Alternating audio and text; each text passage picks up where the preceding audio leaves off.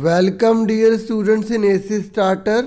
आज मैं आपको worksheet number 55 subject English class 9 की 19 नवंबर 2020 की वर्कशीट करवाने जा रहा हूँ। आज की जो वर्कशीट है वो पोएम है आपकी इंग्लिश की जो बिहाइव की बुक है नो मैन आर फॉरेन, जिसे जेम्स क्रिकअप ने लिखा है। ठीक है, उसी को हम पढ़ने जा रहे हैं और बहुत ही इजी वर्कशीट है, बहुत आसानी से हम इसे फटाफट कर लेंगे। तो सबसे पहले स्ट्रेंजर पढ़ लेते हैं कि हमें जेम्स क्रिकअप क्या मैसेज देना चाहते हैं। लेट अस रिमेंबर, इस बात को हमेशा याद रखना, whenever we are told, जब हमें कहा जाता है टू हेट आवर ब्रदर्स, कि अपने भाइयों से नफरत करो, इट इज़ आवर सेल्फ, ये हम खुद से करते हैं। मतलब अगर आप नफरत अपने भाइयों से कर रहे हो तो आप खुद अपने आप से नफरत कर रहे हैं। डेट वी शैल डिस्पोजेज, तो पता हम क्या करेंगे, अगर हम नफरत करेंगे ना अपने भाइयों से, अपने आप से नफरत करेंगे तो हम जो है डिस्पोजेज करेंगे। डिस्पोजेज का मतलब पता है बच्चों क्या होता है? डिस्पोजेज का मतलब होता है किसी से अधिकार छीन लेना। क्या होता है? अधिकार छीन लेना। बिट्रे का मतलब होता है धोखा देना, कंडेम, ठीक है, उस बात का विरोध करना। रिमेंबर, याद रखना, फुल स्टॉप आगे ना, नेक्स्ट बात बोल रहा है, याद रखना। वी, हम, who take arms against each other, arms मतलब होता है हथियार। क्या होता है? हथियार। एक एक बड़ी मीनिंग भी याद करते जाना। ये कह रहे हैं याद रखना, अगर हम हथियार लेंगे एक दूसरे के खिलाफ तो इट इज़ द ह्यूमन अर्थ, ये इंसानों की ज़मीन है भाई। डेट वी डिफाइल, जिसको हम अपवित्र कर रहे हैं, अशुद्ध कर रहे हैं, मतलब बर्बाद कर रहे हैं एक तरह से। अरे इंसानों की ज़मीनें क्या कर रहे हो? क्यों नफरत फैलाए जा रहे हो? क्यों एक दूसरे के खिलाफ हथियार उठा रहे हो? ये सब हम एक भाई हैं, क्योंकि हम सब इंसान हैं। ठीक है, इसलिए भाई कहा गया है। आवर हेल्थ ऑफ फायर, ये हम नरक की आग बन रहे हैं। And dust outrage the innocence, और आउटरेज मतलब क्रोध, मतलब जो इनोसेंस, जो निर्दोषपन होता है, हम क्या कर रहे हैं, एक तरह की डस्ट, गंध, एक तरह का क्रोध उत्पन्न कर रहे हैं, क्रोध बना रहे हैं। और ठीक है, हवा के अंदर जैसे मिट्टी हवा में उड़ जाती है तो उसको अशुद्ध कर देती है, इसी प्रकार से हम आउटरेज, इतना गुस्सा निकाल के हर जगह फैलाए जा रहे हैं। That is everywhere our own, और ये सब कुछ हमारा अपना ही तो है, और हम अपनी ही इस अर्थ को बिगाड़ते चले जा रहे हैं। रिमेंबर, अब कोमा लगाया गया, नो मैन आर फॉरेन, कोई भी विदेशी नहीं है। एंड नो कंट्री चेंज, और कोई भी देश चेंज नहीं है।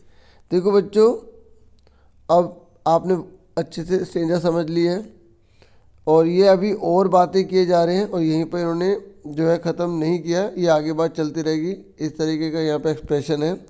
ठीक है, एक ही बात को जब बार बार आगे खींचा जाता है, जैसे ये लाइन हुई, फिर आगे बढ़ती गई, फिर उसके बाद आगे बढ़ी जा रही है, फिर आगे बढ़ी जा रही है, फिर आगे बढ़ी जा रही है, फिर जाके फुल स्टॉप आया। ठीक है, तो ऐसी जो डिवाइस होती है ना, पोएटिक डिवाइस कहा जाता है इसको। ठीक है, तो इसको बोला जाता है एंजाममेंट। क्या बोला जाता है? एंजाममेंट। ठीक है, तो क्वेश्चन कर लेते हैं फटाफट।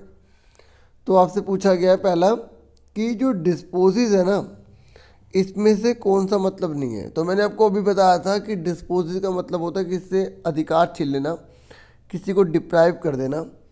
ठीक है, डिप्राइव मतलब ये होता है कि हम किसी से उसके अधिकार छीन रहे हैं। स्ट्रिप का मतलब आपने कागज़ की से जो भी सुना होगा, और इसका मतलब होता है किसी वस्तु को छीन लेना भी होता है। और रॉब मतलब तो आपको पता है, लूट लेना।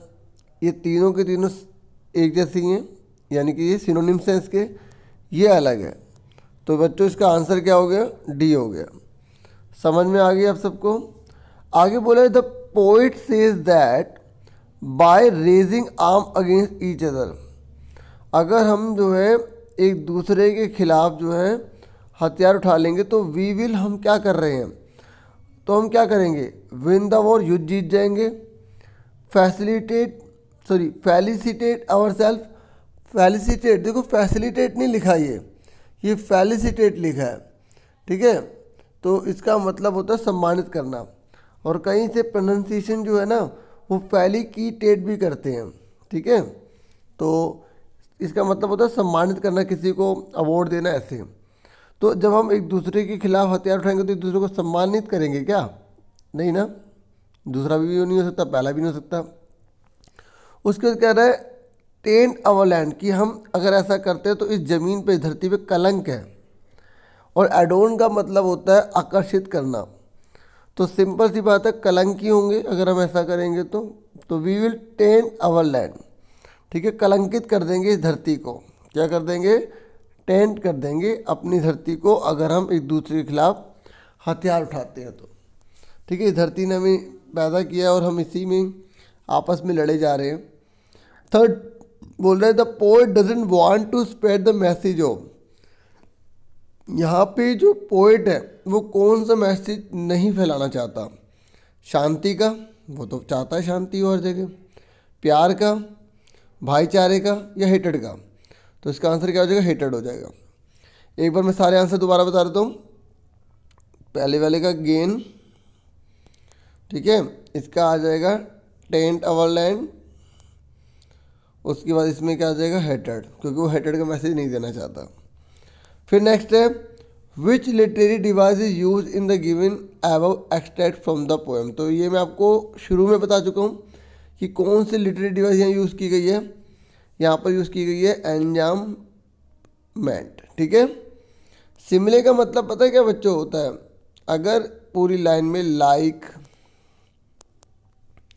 एज लिखा आ जाता है, उपमा अलंकार पढ़ा होगा आपने, तो तब वहाँ सिमिले होता है। तो यहाँ पर तो लाइक और एज का यूज़ ही नहीं किया गया, ठीक है, तो ये तो हो नहीं सकता। अलिट्रेशन का मतलब होता है जब पहला अल्फ़ाबेट सेम आ जाए। देखो अल्फ़ाबेट सेम आया तो है, यहाँ देखो वेन एवर वी, ठीक है, और वी हु, बस यही जगह आया। तो बार बार ज़्यादा जगह नहीं आया, तो इसलिए मैंने अलिट्रेशन पर टिक नहीं लगाया, ठीक है, क्योंकि मेन जो है वो एंजाममेंट की बात कर रहा है। आप देख सकते हैं कि ये जो बात कर रहा था पहली स्टेज में, यहाँ पर फिर अभी ख़त्म नहीं हुआ, फिर आगे बढ़ गया, फिर और आगे बढ़ गया। तो जब ऐसे स्टेज आते हैं तो ऐसी डिवाइस को बोला जाता है एंजाममेंट। समझ में आ गई बच्चों? ठीक है, तो ये आंसर होगा। और राइम स्कीम का मतलब होता है, आपने पढ़ा होगा बैट कैट मैट रैट, है ना। तो यहाँ पर वो भी नहीं बन रहा। देखो यहाँ टोल्ड है, फिर अवरसेल्स आ गया, फिर कंडेम अदर, तो कोई भी बन ही नहीं रही राइमिंग स्कीम, ठीक है, तो इसलिए ये भी नहीं होगा। तो आपको समझ में आ गया यहाँ पे कौन सा होगा? एंजाममेंट। लास्ट है the last line of the stanza. देखो लास्ट क्वेश्चन और लास्ट लाइन क्या बोल रहा है? ये कह रहा है no man of foreign and no country strange intend to tell us that. ये कहना क्या चाहती है हमें कहानी, ठीक है, ये हमें बताना क्या चाहती है? We live in different countries, कि हम अलग अलग डिफरेंट कंट्री में रहते हैं। We are all strangers for each other, हम सब एक दूसरे अजनबी है, क्या ये कहना चाहती है? या we should not trust anyone, हमें एक दूसरे पर विश्वास नहीं करना चाहिए। या see we are all human being, कि हम सब इंसान हैं। बिल्कुल सही।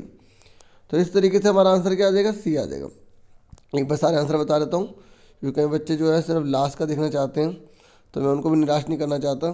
जो बच्चे शुरू से पढ़ रहे हैं वो तो वेरी गुड, एक्सीलेंट बच्चों, आप बहुत मेहनत कर रहे हो, ठीक है, मुझे अच्छा लगा। बाकी जो बच्चे आंसर देखना चाहते हैं वो एक बार फटाफट मैं उनको टिक कर रहा हूँ, ठीक है। ठीक है बच्चों, स्क्रीनशॉट ले लो, क्योंकि अब मुझे नेक्स्ट पेज पे करने के लिए डिलीट करना पड़ेगा, है ना। तो इसमें आ जाएगा ये वाला और इसमें आ जाएगा सी, ठीक है, ये सी वाला है। तो इस तरीके से पूरी वर्कशीट मैंने आपको समझा दी। और अगर आपको फिर भी कोई डाउट होता है तो प्लीज़ कमेंट बॉक्स में ज़रूर बताएं कैसा पढ़ा है, ये भी ज़रूर बता सकते हैं आप, अगर टाइम है तो आपके पास।